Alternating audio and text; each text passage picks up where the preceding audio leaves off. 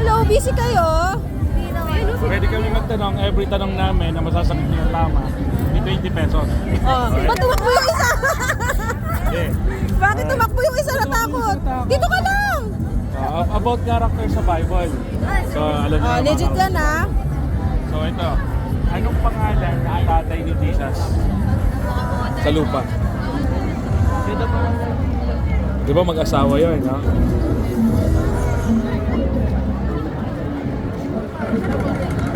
Sino?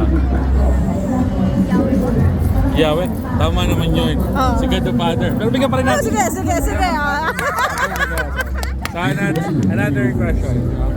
Sino naman yung alagad niya na itinanggi siya ng 3 beses?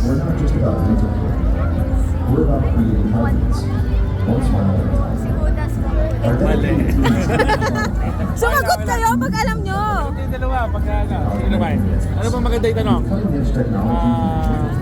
Ito, para madali lang. Anong pangalan ng nanay ni Jesus sa lupa? Sino? Wow, Mary, alam. Oh, last na sagot Last, ikaw. Para siya naman meron, no? Anong pangalan nung inutusan ni God na gumawa ng isang malaking ark or barko? Oh, yeah! Thank you! Thank you. Salamat. Thank you.